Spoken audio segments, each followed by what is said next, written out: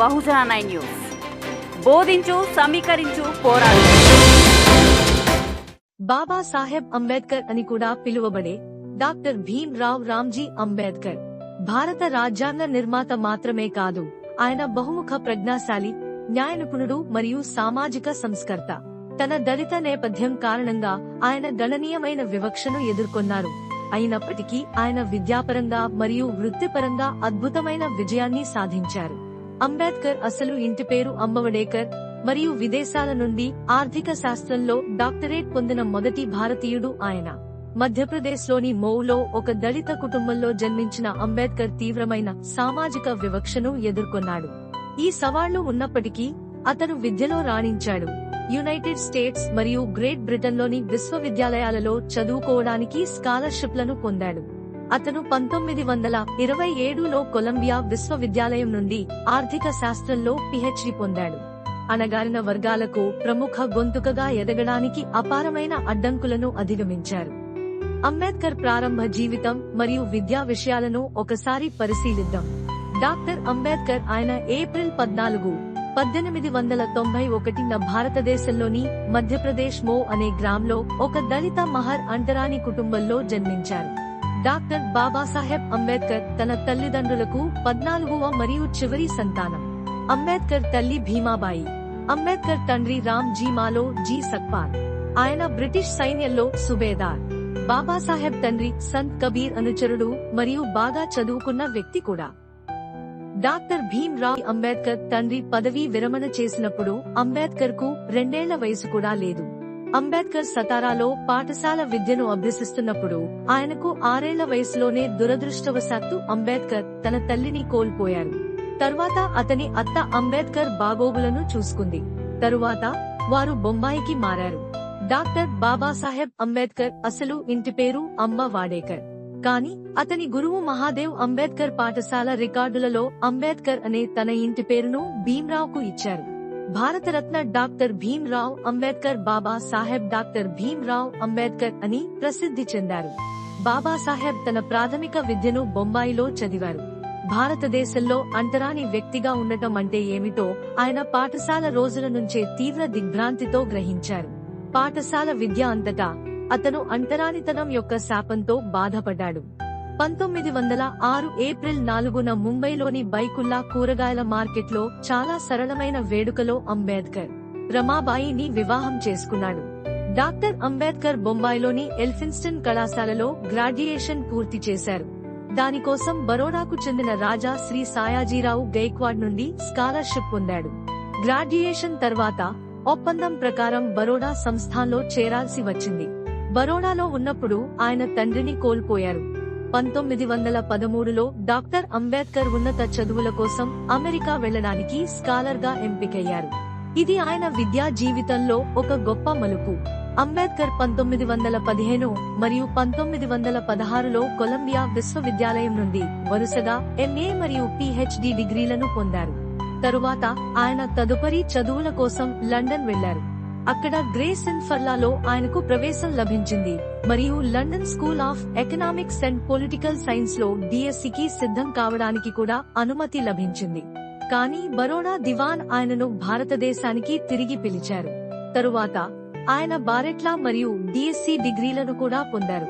ఆయన కొంతకాలం జర్మనీలోని బాన్ విశ్వవిద్యాలయంలో కూడా చదువుకున్నారు. 1916లో ఆయన భారతదేశంలో కులాలు, వాటి యంత్రాంగం, పుట్టుక మరియు అభివృద్ధి అనే అంశంపై ఒక వ్యాసం చదివారు.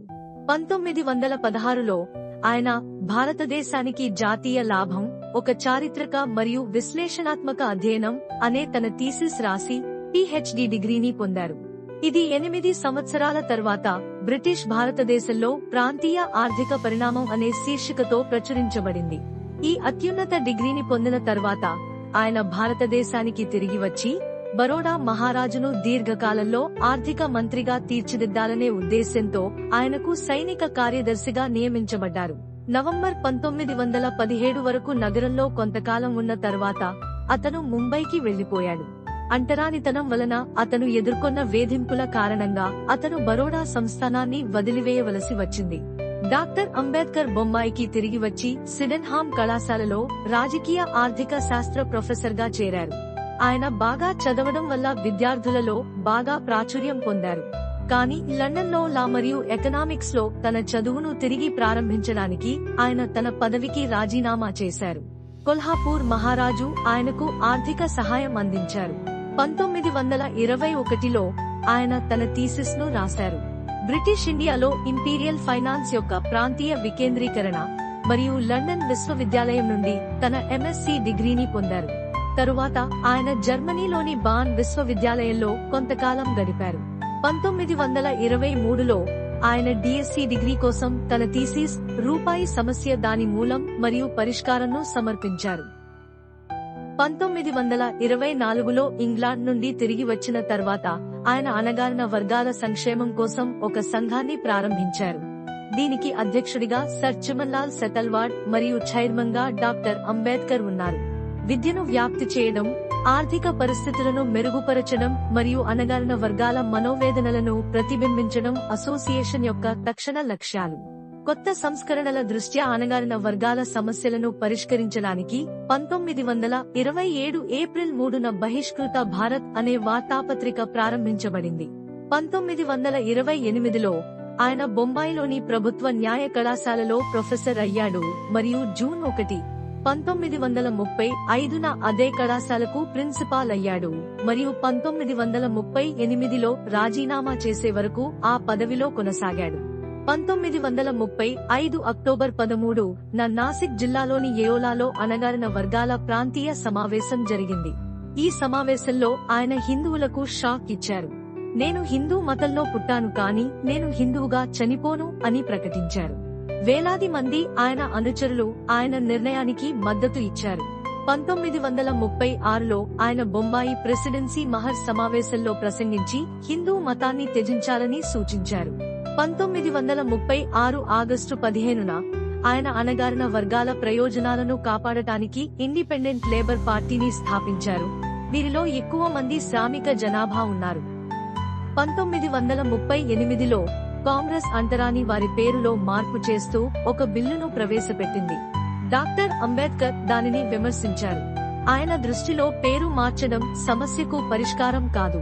1942లో ఆయన భారత గవర్నర్ జనరల్ కార్యనిర్వాహక మండలికి కార్మిక సభ్యుడిగా నియమితులయ్యారు. 1946లో ఆయన బెంగాల్ నుండి రాజ్యాంగ సభకు ఎన్నికయ్యారు. అదే సమయంలో ఆయన తన పుస్తకమైన శూద్రులు ఎవరు ప్రచురించారు. 1942 మరియు 1946 మధ్య కాలంలో డాక్టర్ బిఆర్ అంబేద్కర్ వైస్రాయ్ కార్యనిర్వాహక మండలిలో కార్మిక మంత్రిగా పనిచేశారు. తన పదవీ కాలంలో డాక్టర్ భీమ్రావ్ 1946 ఫ్యాక్టరీల చట్టం, ట్రేడ్ యూనియన్ల చట్టం మొదలైన అనేక కీలకమైన కార్మిక సంస్కరణలను ప్రవేశపెట్టి వాటిని సమర్థించారు. కార్మికులకు సామాజిక భద్రతా కార్యక్రమాలకు పునాది వేయడంలో కూడా ఆయన కీలక పాత్ర పోషించారు. వైద్య బీమా మరియు పదవీ విరమణ ప్రయోజనాలను అందించే employees state insurance ESI corporation మరియు employees provident fund scheme EPF ఏర్పాటుకు ఆయన చురుకుగా మద్దతు ఇచ్చారు. స్వాతంత్ర్యం తరువాత 1947లో నెహ్రూ మొదటి మంత్రివర్గంలో న్యాయశాఖ మంత్రిగా నియమితులయ్యారు. కానీ 1951లో కాశ్మీర్ సమస్య, భారత విదేశాంగ విధానం మరియు హిందూ కోడ్ బిల్లు పట్ల నెహ్రూ విధానంపై తన భిన్నాభిప్రాయాలను వ్యక్తం చేస్తూ ఆయన తన మంత్రి పదవికి రాజీనామా చేశారు. భారత రాజ్యాంగ రచనకు సంబంధించి ఆయన చేసిన కృషికి గుర్తింపుగా 1952లో కొలంబియా విశ్వవిద్యాలయం ఆయనకు ఎల్.ఎల్.డి. పట్టా ప్రదానం చేసింది. 1955లో ఆయన థాట్స్ ఆన్ లింగ్విస్టిక్ స్టేట్స్ అనే పుస్తకాన్ని ప్రచురించారు. Doctor BR. అంబేద్కర్ జనవరి 12, 1953న ఉస్మానియా విశ్వవిద్యాలయం నుండి డాక్టరేట్ పొందారు. చివరికి 21 సంవత్సరాల తర్వాత యోలాలో నేను హిందువుగా మరణించను అని ప్రకటించాడు. 1956 అక్టోబర్ 14న నాగ్పూర్లో జరిగిన ఒక చారిత్రాత్మక వేడుకలో ఆయన బౌద్ధమతాన్ని స్వీకరించాడు. 1954 నేపాల్లోని ఖాట్మండులో జరిగిన జగతిక్ బౌద్ధమత మండలిలో బౌద్ధ సన్యాసులు డాక్టర్ బాబాసాహెబ్ అంబేద్కర్ కు బోధిసత్వ బిరుదును ప్రదానం చేశారు. ప్రత్యేకత ఏమిటంటే డాక్టర్ అంబేద్కర్ జీవించి ఉన్నప్పుడు బోధిసత్వ బిరుదును ప్రదానం చేశారు. భారతదేశ స్వాతంత్ర్య పోరాటానికి మరియు స్వాతంత్ర్యం తరువాత జరిగిన సంస్కరణలకు కూడా ఆయన దోహదపడ్డారు. దీనితో పాటు బాబాసాహెబ్ భారత రిజర్వ్ బ్యాంక్ ఏర్పాటులో గణనీయమైన పాత్ర పోషించారు. హిల్టన్ యంగ్ కమిషన్ కు బాబాసాహెబ్ సమర్పించిన భావనపై కేంద్ర బ్యాంకు ఏర్పడింది. డాక్టర్ అంబేద్కర్ జీవిత చరిత్ర ఆయన అధ్యయనం మరియు కార్యాచరణకు అంకితమైన వ్యక్తి అని చూపిస్తుంది. మొదటగా ఆయన తన చదువును కొనసాగించడంలో ఆర్థిక శాస్త్రం, రాజకీయాలు, చట్టం, తత్వశాస్త్రం మరియు సామాజిక శాస్త్రాలలో మంచి జ్ఞానాన్ని సంపాదించాడు. ఆయన అనేక సామాజిక ఇబ్బందులను ఎదుర్కోవలసి వచ్చింది. కానీ ఆయన తన జీవితమంతా చదవడం, అధ్యయనం చేయడం మరియు గ్రంథాలయాలలో గడపడం చేసేవాడు.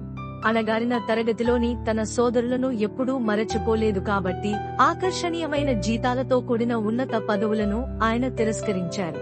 ఆయన తన జీవితాంతం సమానత్వం, సోదరభావం మరియు మానవత్వం అనే వాటి కోసం కృషి చేశారు.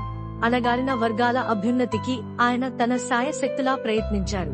ఆయన ప్రపంచ స్థాయి న్యాయవాది, సామాజిక సంస్కర్త మరియు భారత ప్రభుత్వ సామాజిక న్యాయ మంత్రిత్వ శాఖ ప్రకారం నంబర్ 1 ప్రపంచ స్థాయి పండితుడు.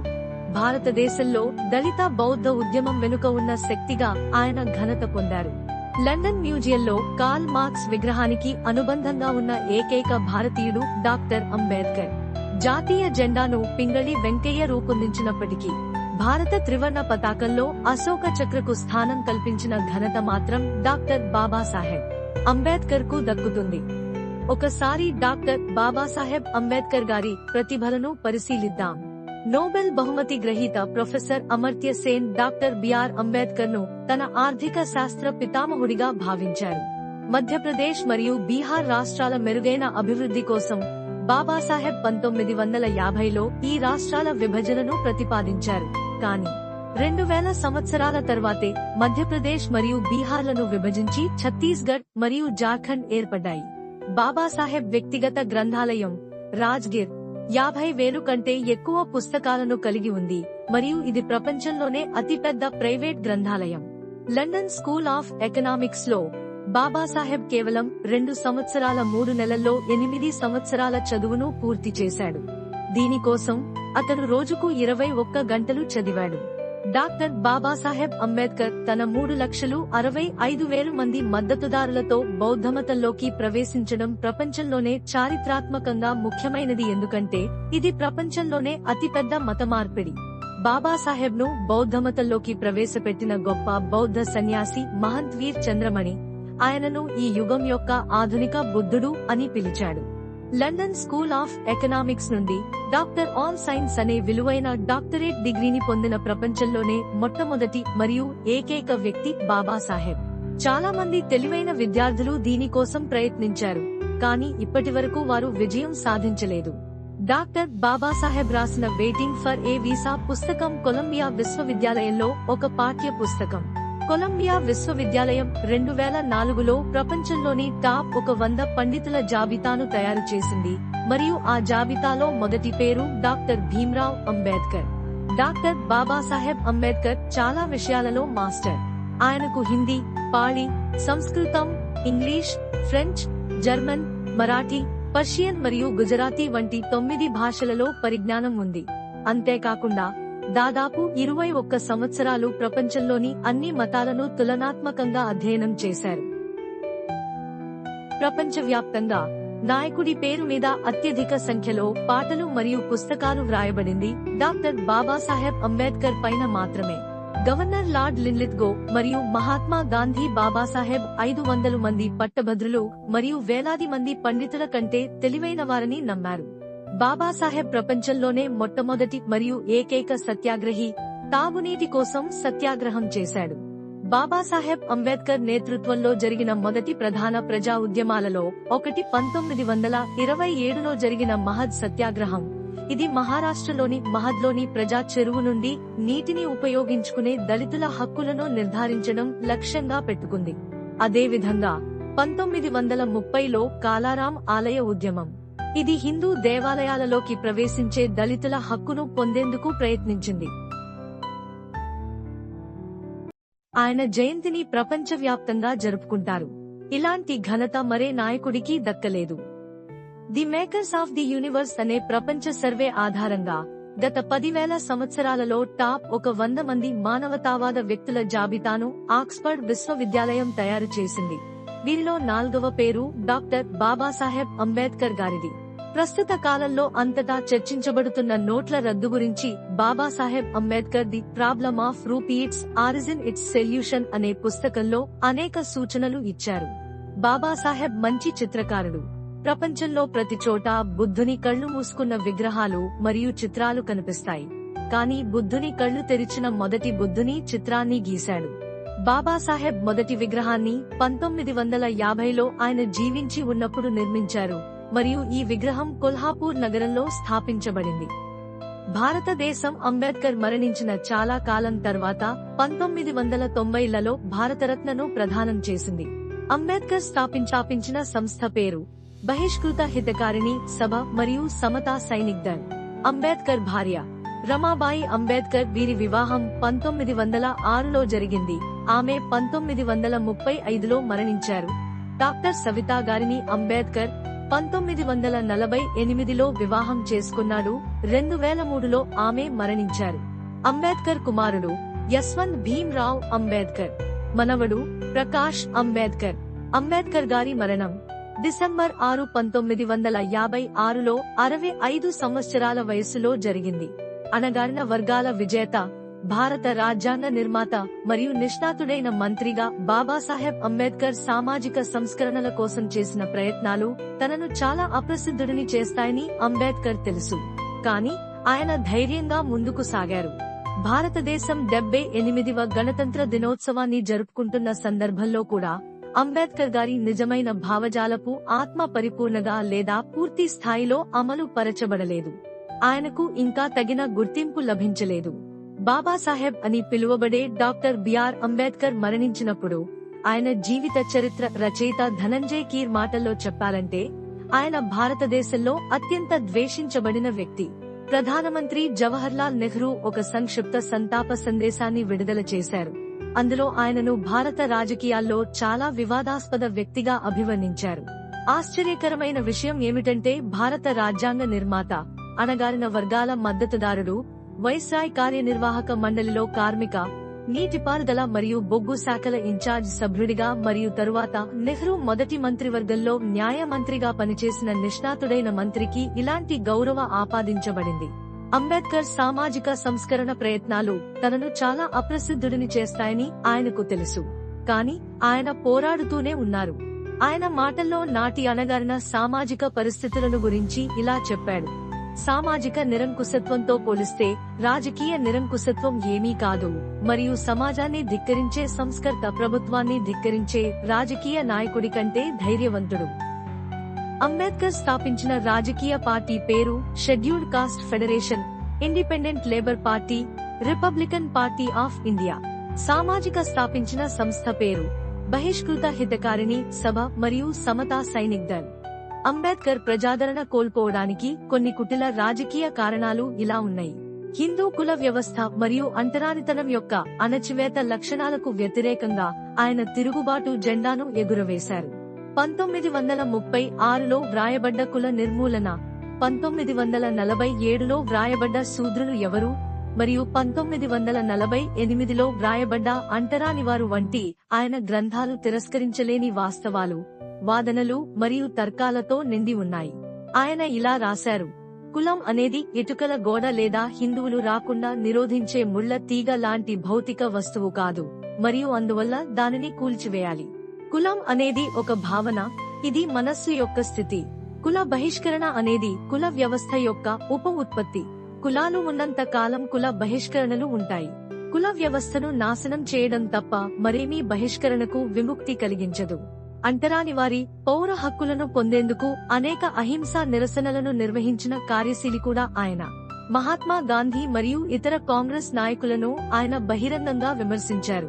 వారిని రాజకీయ రాడికల్స్ అని ఆరోపించారు.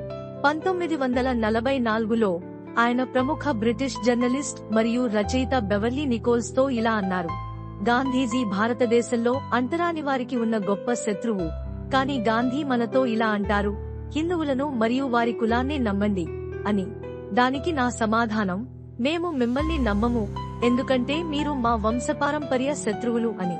దీని తర్వాత ఆయన 1945లో what Congress and Gandhi have done to the untouchables అనే పుస్తకాన్ని రాశారు. అంబేద్కర్ మొదట్లో షెడ్యూల్డ్ కులాలకు ప్రత్యేక నియోజకవర్గం కోసం తీవ్రంగా ప్రయత్నించాడు మరియు చివరికి షెడ్యూల్డ్ కులాలు మరియు షెడ్యూల్డ్ తెగలకు పార్లమెంటు మరియు రాష్ట్ర శాసనసభలలో సీట్ల దామాషా రిజర్వేషన్ కోసం అంగీకరించాడు. సామాజిక సంస్కరణలకు చట్టపరమైన మార్గాల ప్రాముఖ్యతను గుర్తించిన డాక్టర్ అంబేద్కర్ బ్రిటిష్ అధికారుల ముందు దళితులకు ప్రాతినిధ్యం వహించారు. దళితులకు ప్రత్యేక నియోజకవర్గాలు ఏర్పాటు చేయాలని, వారి రాజకీయ ప్రాతినిధ్యాన్ని నిర్ధారించాలని వాదిస్తూ లండన్లో జరిగిన రౌండ్ టేబుల్ సమావేశాలకు ఆయన హాజరయ్యారు.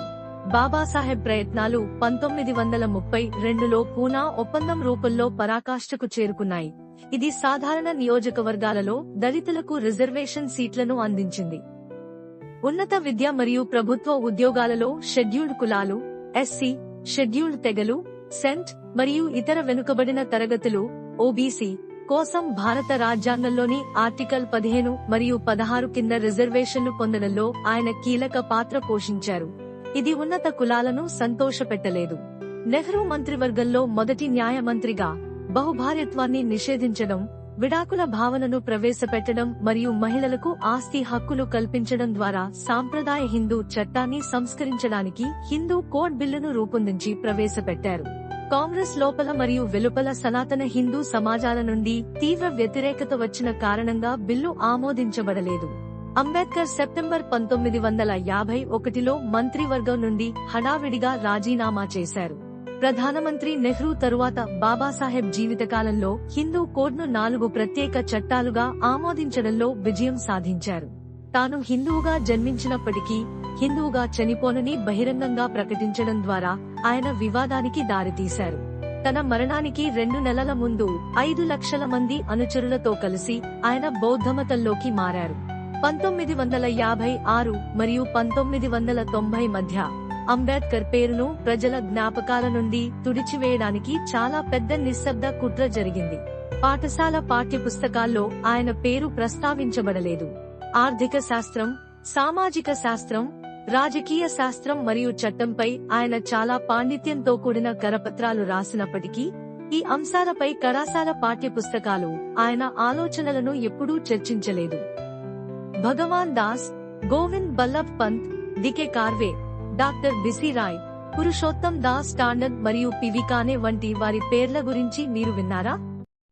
ఈ పెద్ద మనుషులు వివిధ రంగాలలో గణనీయమైన కృషి చేశారు, కానీ వారు బాబాసాహెబ్ ఉన్నతిని మరియు స్థాయిని చేరుకోలేకపోయారు. అయినప్పటికీ భగవాన్ దాస్ కు 1955లో భారతరత్న, 1957లో జిబి పంత్, 1958లో డికే కార్వే, 1961లో డాక్టర్ బిసి రాయ్ మరియు పిడి టాండన్ భారతరత్న లభించింది. పాకిస్తాన్ కు చెందిన ఖాన్ అబ్దుల్ గఫార్ ఖాన్ కు కూడా 1987లో భారతరత్న, మన సినీ ప్రముఖుడైన ఎన్టీఆర్ కు 1988లో భారతరత్న అవార్డులు లభించాయి. అంబేద్కర్ కు భారతరత్న ఎప్పుడు లభించింది? 1990లో ఆయన మరణించిన 34 సంవత్సరాల తర్వాత. ఈ విషయంలో విపి సింగ్ గారికి ధన్యవాదాలు తెలపాలి.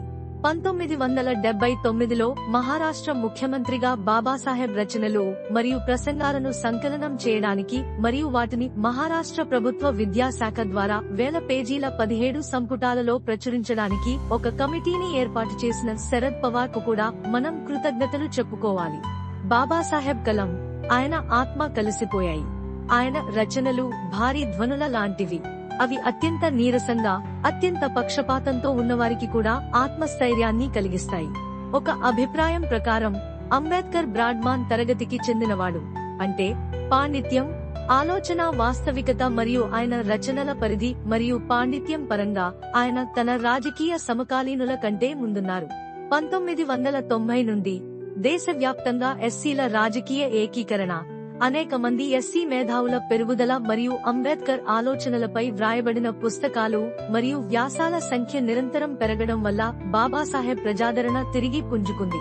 అంబేద్కర్ జీవితకాలంలో అతనిని మరియు అతని అభిప్రాయాలను తీవ్రంగా వ్యతిరేకించిన రాజకీయ పార్టీలు కూడా ఇప్పుడు అతనిని తమ వర్గంలోకి చేర్చుకోవడానికి ప్రయత్నిస్తున్నాయి. వామపక్ష మరియు కుడి పక్షాల ఆర్థికవేత్తలు వారి సంబంధిత వాదనలకు మద్దతుగా అతని రచనలను ఉదహరించడానికి ప్రయత్నిస్తున్నారు.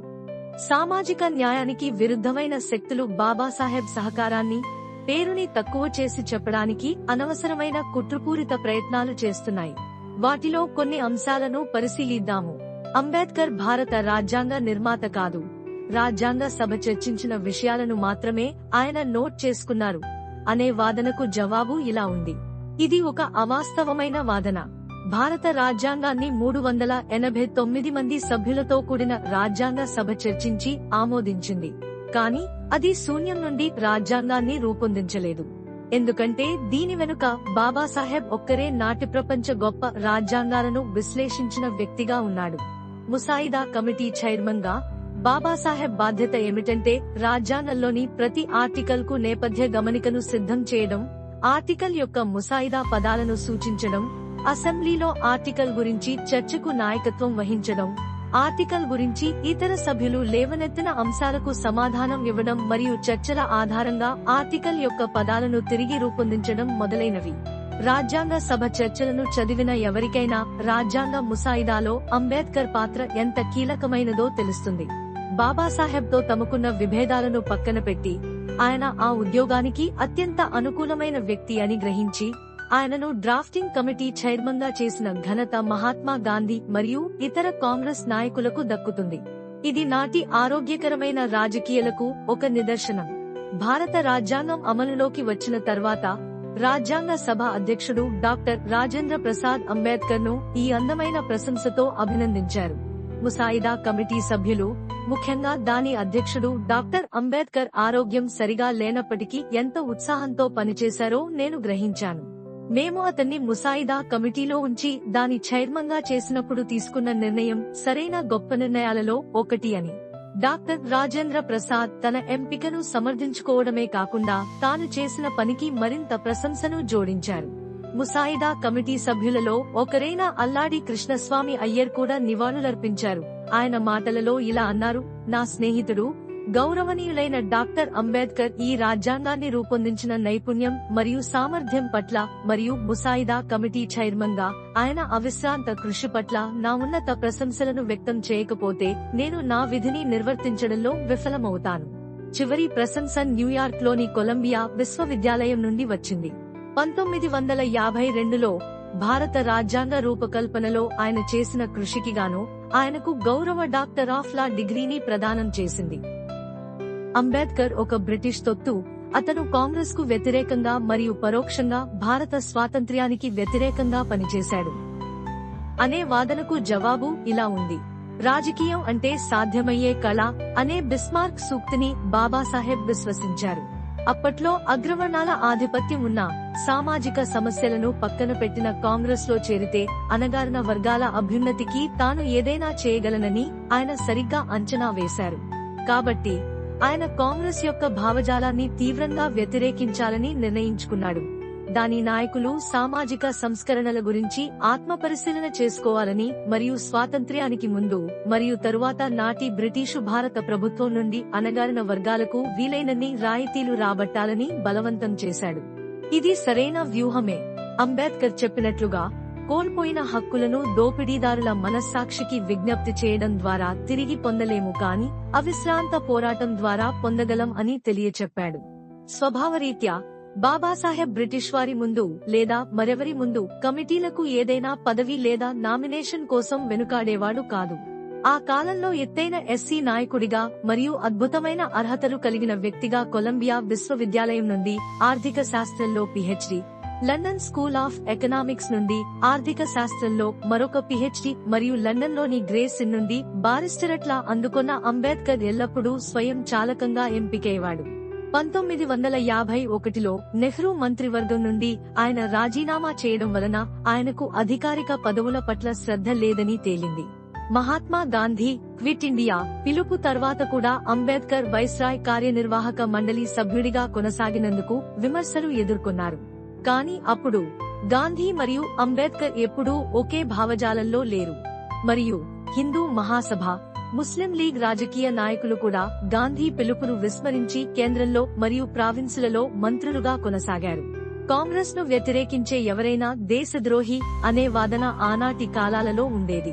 సామాజిక స్వేచ్ఛ లేకుండా రాజకీయ స్వేచ్ఛకు అర్థం లేదని అంబేద్కర్ దృఢంగా విశ్వసించడం వల్లే కాంగ్రెస్ ను అంబేద్కర్ తీవ్రంగా విభేదించాడు. అది బ్రిటిష్ వారి ఆలోచన విధానాలకు దగ్గరగా ఉండడం వలన ఉన్నత కులాల కాంగ్రెస్ నుండి విమర్శలు వచ్చాయి. కళంకం మరియు సంస్థాగత వివక్షత కారణంగా భారతదేశంలోని ఎస్సీలు, ఎస్టీలు మరియు ఓబీసీల పరిస్థితి అమెరికాలోని నల్లజాతీయుల కంటే చాలా ప్రమాదకరంగా ఉందని బాబాసాహెబ్కు తెలుసు. మరియు అతని భయాలు నిజమని నిరూపించబడ్డాయి. స్వాతంత్ర్యం వచ్చిన 78 సంవత్సరాల తరువాత కూడా దేశంలో ఎక్కడో ఒక చోట కుల దురాగతాల వార్తలు రాకుండా ఒక్క రోజు కూడా గడవడం లేదు. అంబేద్కర్ ఒక దళిత నాయకుడు మాత్రమే అనే వాదనకు జవాబు ఇలా ఉంది. ఇది అతని వారసత్వానికి అన్యాయం మరియు అంబేద్కర్ అవమానించడమే. మీరు బాబాసాహెబ్ ప్రసంగాలు మరియు రచనలను చదివితే అతను కేవలం ఎస్సీల విముక్తి కోసం మాత్రమే రాయలేదని మరియు పని చేయలేదని మీరు కనుగొంటారు. అంబేద్కర్ కార్మిక, మహిళలు, ఓబీసీలు మరియు మైనారిటీల విముక్తి కోసం కూడా రాశాడు మరియు పనిచేశాడు. ఈ విభాగాల ప్రయోజనాలను కాపాడటానికి రాజ్యాంగంలో అనేక నిబంధనలను చేర్చడంలో ఆయన కీలక పాత్ర పోషించారు. వీటికి కొన్ని ఉదాహరణలు. 1930ల నాటికి అంబేద్కర్ ప్రముఖ ట్రేడ్ యూనియన్ న్యాయవాదిగా ఎదిగారు. 1936లో అద్దెదారులు, వ్యవసాయ కార్మికులు మరియు పారిశ్రామిక కార్మికుల ప్రయోజనాలను కాపాడటానికి ఆయన ఇండిపెండెంట్ లేబర్ పార్టీని స్థాపించారు. వైస్రాయ్ ఎగ్జిక్యూటివ్ కౌన్సిల్లో లేబర్ సభ్యుడిగా ఆయన అనేక కార్మిక సంస్కరణలను ప్రవేశపెట్టారు. వాటిలో పని గంటల సంఖ్యను రోజుకు 10 గంటల నుండి 8 గంటలకు తగ్గించడం కూడా ఉంది. లింగ సమానత్వం పట్ల బాబాసాహెబ్కు ఉన్న మక్కువను పరిశీలిస్తే, ఒక సమాజం యొక్క పురోగతిని నేను స్త్రీలు సాధించిన పురోగతి స్థాయి ద్వారా కొలుస్తాను అని చెప్పాడు. మహిళల విముక్తికి వ్యూహాలుగా విద్య, కనీస వివాహ వయస్సు పెరుగుదల, కుటుంబ నియంత్రణ, పురుషులతో కలిసి రాజకీయ మరియు సామాజిక పోరాటాలలో పాల్గొనడం మొదలైన వాటిని ఆయన ప్రోత్సహించారు మరియు సిఫార్సు చేశారు. 1950లో అంబేద్కర్ ఓబీసీ నాయకులను all India backward classes federation ఏర్పాటు చేయమని ప్రోత్సహించారు. 1951 సెప్టెంబర్లో నెహ్రూ మంత్రివర్గం నుండి రాజీనామా చేయడానికి ఆయన 2 కారణాలను వివరించారు. ఒకటి, హిందూ కోడ్ బిల్లును ఆమోదించలేకపోవడం పట్ల ఆయన నిరాశ చెందడం, మరియు రెండవది, నెహ్రూ ప్రభుత్వంల ప్రయోజనాలను ప్రోత్సహించడానికి తగినంతగా సహకరించకపోవడం పట్ల ఆయన అసంతృప్తి చెందడం. నేటికి ఆయన రచనలను ఈ దేశములోని పెద్ద వర్గాలు, ముఖ్యంగా అగ్రకులాలకు చెందినవారు చాలా అరుదుగా చదువుతారు. దీనికి ఒక కారణం కుల వివక్షత, అంటే అగ్రకులస్తులు తమ వర్గ మేధావులను మాత్రమే అంగీకరించడా అనే అప్రసిద్ధ అహంకారం కలిగి ఉండడం. అంబేద్కర్ దిగువ తరగతులకు చెందినవాడు. నిజమైన స్వేచ్ఛ తెలియని దేశంలో, ప్రజలు తమ స్వేచ్ఛ సంకెళ్లను కౌగిలించుకున్న దేశంలో, దిగువ తరగతి యొక్క అధికారాలను అనంతమైన అసూయతో మరియు వ్యక్తి హక్కులు పూజారులు మరియు ప్రభువుల కాళ్ల క్రింద తొక్కబడే దేశంలో న్యాయం కోసం పోరాడటం రాజద్రోహం అనే దేశంలో అంబేద్కర్ జన్మించాడు. అతను ప్రతి వైపు అణచివేతను చూశాడు. ప్రతి చోట అన్యాయం, న్యాయస్థానాల వద్ద కపటత్వం, తరగతి బెంచ్ల మీద దుర్మార్గం, ప్రజాపాలన సింహాసనంపై నిరంకుశత్వం వంటి ఎన్నే సామాజిక అసమానతలను అంబేద్కర్ అద్భుతమైన ధైర్యంతో సామాజికగా వెనుకబడిన వారి అభ్యున్నతి కోసం కొంతమందికి వ్యతిరేకంగా పోరాడాడు. డాక్టర్ బిఆర్ అంబేద్కర్ దళిత సమాజం మరియు ఇతర అణగారిన కులాల శ్రేయస్సుకు అద్భుతమైన కృషి చేసినందుకు ప్రసిద్ధి చెందినప్పటికీ, మహిళల సమానత్వ హక్కును ఎల్లప్పుడూ సమర్థించిన స్త్రీవాదిగా కూడా గుర్తించబడతారు. దీనికి కారణం అంబేద్కర్ చిన్నతనం నుండి తల్లి, అత్త మరియు భార్య ప్రభావం అతని మీద ఎక్కువగా ఉండడమే. ఆయన జీవిత చరిత్రను పరిశీలించిన తర్వాత ఆయన ప్రధాన సహకారాన్ని మరియు వాటి ఔచిత్యాన్ని అధ్యయనం చేయడం మరియు విశ్లేషించడం అవసరం మరియు సముచితం. ఒక అభిప్రాయం ప్రకారం నేటికీ ముఖ్యమైనవిగా ఉన్న 3 అంశాలు అయిన భారత ఆర్థిక వ్యవస్థ, భారతీయ సమాజం మరియు సామాజిక సమస్యలను ఎదుర్కొనేందుకు డాక్టర్ అంబేద్కర్ ఆలోచనలు మరియు చర్యలు పరిష్కారానికి మనకు మార్గనిర్దేశం చేయవచ్చు. డాక్టర్ బిఆర్ అంబేద్కర్ వర్ధంతిని దేశవ్యాప్తంగా మహాపరినిర్వాణ్ దివస్ గా జరుపుకుంటారు.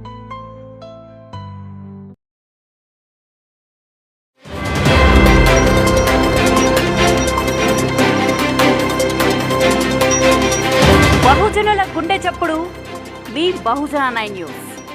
బోధించు, సమీకరించు, పోరాడు.